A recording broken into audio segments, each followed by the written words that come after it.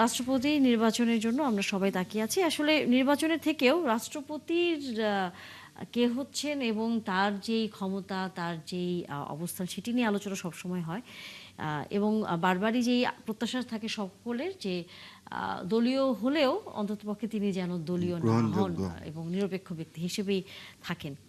সেই হিসেব করে বিএনপির মির্জা ফখরুল ইসলাম আলমগীরকে মনোনয়ন দেয় এবং জামাতের কর্নেল অলিকে মনোনয়ন দেওয়া। সেটা জি। কিভাবে দেখছেন?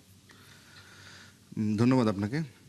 আসলে মির্জা ফখরুল ইসলাম আলমগীর তার একটা বর্ণাঢ্য জীবন।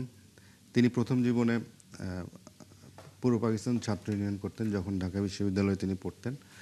তিনি অর্থনীতিতে স্নাতকোত্তর করেছেন এবং সেই সময়টাতে 69-এ তিনি কিন্তু সংগঠনের সভাপতি হয়েছিলেন। উনি আইয়ুব বিরোধী আন্দোলনে অংশগ্রহণ করেন।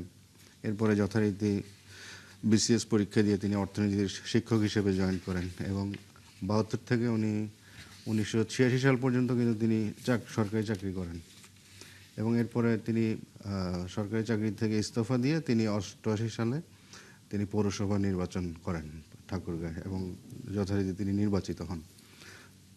তো এরপরে তিনি এরশাদের শেষ দিকে এসে উনি বিএনপিতে সম্পৃক্ত হন এবং 91 সালে 92 সাল থেকে তিনি কাজকর্ম যথেষ্ট শুরু করেন এবং 92 সালে তিনি ঠাকুরগাঁও জেলা বিএনপির সভাপতি হন। তো এই পরবর্তীতে আমরা দেখি যে তিনি স্টেপ বাই স্টেপ আস্তে আস্তে তিনি মূল রাজনীতিতে তিনি চলে আসেন এবং আপনারা জানেন যে 2011 সাল থেকে এই 26 পর্যন্ত, যেহেতু তিনি গতকাল পর্যন্ত মহাসচিব ছিলেন পদত্যাগের আগ পর্যন্ত, প্রায় 15 বছর।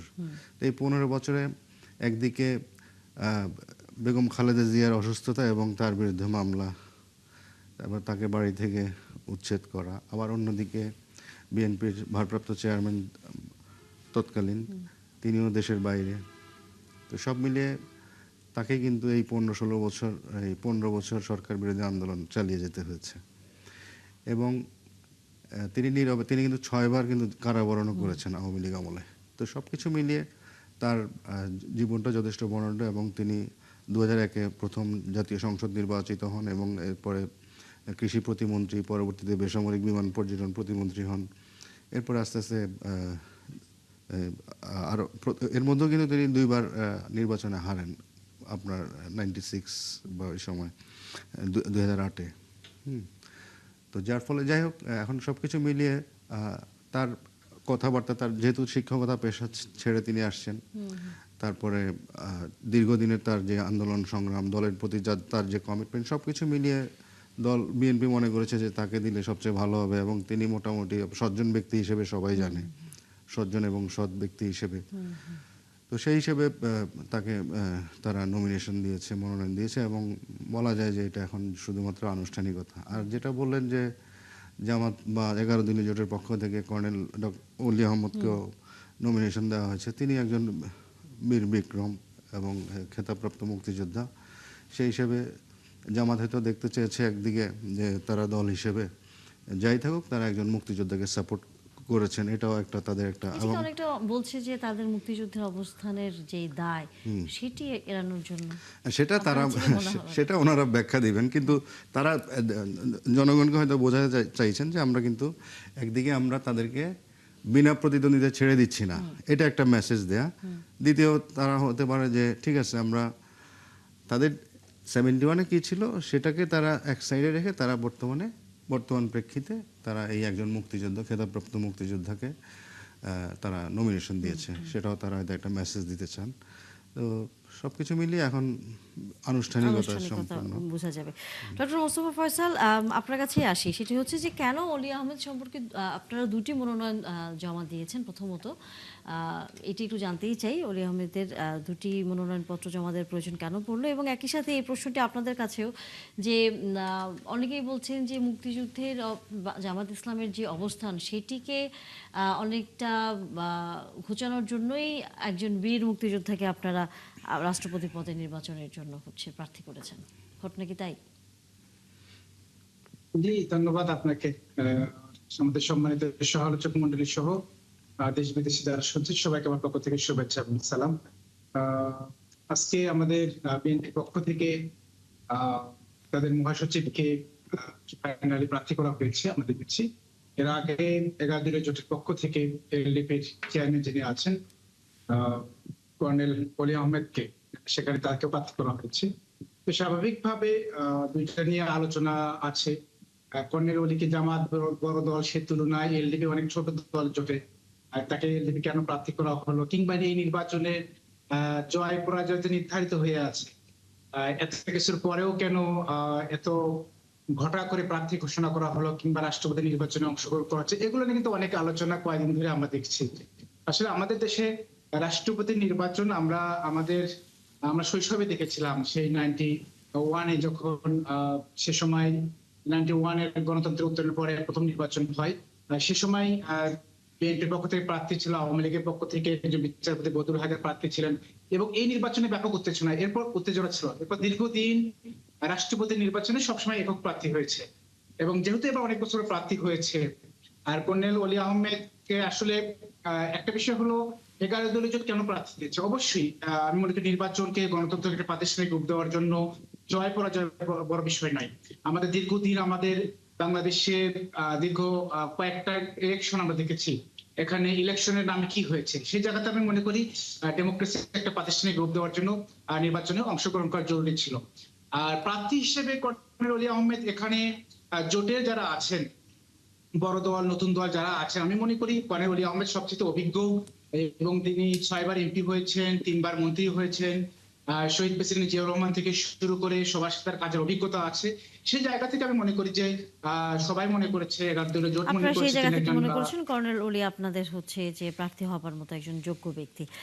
35 বছর কিন্তু এই নির্বাচনটা হচ্ছে, হ্যাঁ। এতদিন কিন্তু যে দল নমিনেশন দিত সেটাই একটা দিত, একটাই এককভাবে হয়ে যেত। আসলে হয়ে যেত। তো সেই জায়গায় একটু হয়তো বেশি জি, আর কি। সাদাত সেলিম, সেটি হচ্ছে যে প্রথমত মির্জা ফখরুল ইসলাম আলমগীর বিএনপির একজন শীর্ষস্থানীয় নেতা, এবং একই সাথে কর্নেল অলিও একসময় বিএনপি রাজনীতি করতেন। অনেকে আবার এটাও বলছেন যে জামাত একটা সুকৌশলীভাবে কর্নেল অলিকে একটি তো মুক্তিযুদ্ধের প্রসঙ্গ আছেই, আর পাশাপাশি যে বিএনপির সাথে বিএনপির সাবেক এক নেতার এক ধরনের মুখোমুখি দাঁড় করিয়ে দেওয়ার মতো অবস্থান। আসলে কি ব্যাপারটা আপনি এভাবে দেখেন কিনা? না, ধন্যবাদ আপনাকে। আসলে এখানে মুখোমুখি দাঁড় করানোর কোনো বিষয় না, ফলাফল তো আগেই নির্ধারিত। এখানে ফলাফল তো ন্যূনতম ব্যতিক্রম হওয়ার কোনো সম্ভাবনা নেই। জামাত ইসলাম প্রথমে তো রাষ্ট্রপতি প্রশ্নে তারা বলেছে যে এই নির্বাচনে অংশগ্রহণ করবে না, কারণ আপনার 91 সালের পর থেকে আর কিন্তু কোনো রাষ্ট্রপতি নির্বাচনে কেউ ভোটাভুটিতে যায়নি।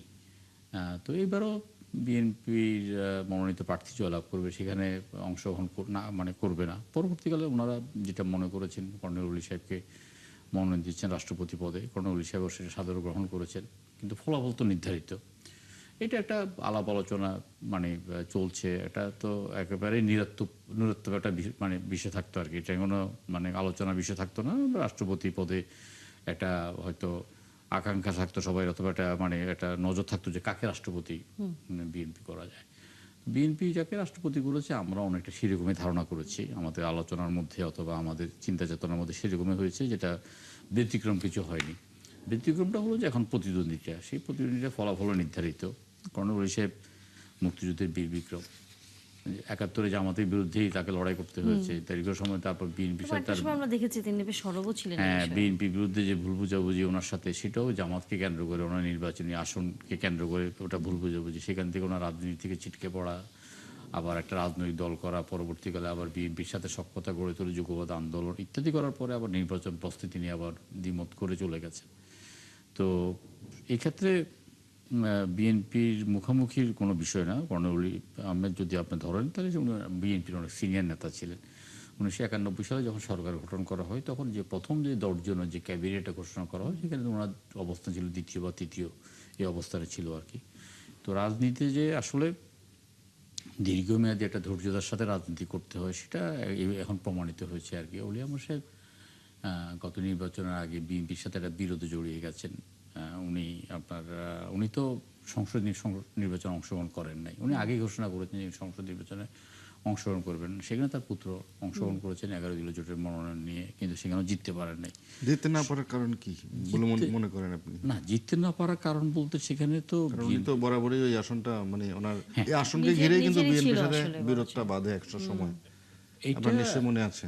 এইটা আপনার যেটা হয়েছে সেটা হলো যে সেখানে ভোটের তো ব্যবধান খুব বেশি ছিল না, খুব বেশি ছিল না ভোটের ব্যবধান, 1020 ভোটে মনে হয় পরাজিত হয়েছে। নির্বাচনে জয় পরাজয় আছেই, কিন্তু ওলি সাহেবের সেই আগের অবস্থানটা নিজের এলাকাতে এই মুহূর্তে নেই, যে কারণে আসলে জিততে পারে নাই। মূলত জামাত ইসলাম তাদের অনেকটা গুছিয়ে এনেছে বা সব জায়গায় ওনাদের ভোট বেড়েছে। সেই ক্ষেত্রে অলি আহমেদ সাহেবের ছেলেও, যেটা ওমর ফারুক, সে অনেকটা কাছাকাছি গিয়েছে। তো এখন এই নির্বাচনে শুধু আলোচনা ছাড়া আর কিছু নয়। এটা অনেক সময় মানে পক্ষে বিপক্ষে তো আলোচনা হচ্ছেই। তারপর আমরা মনে করি এটা গণতন্ত্রের সৌন্দর্য।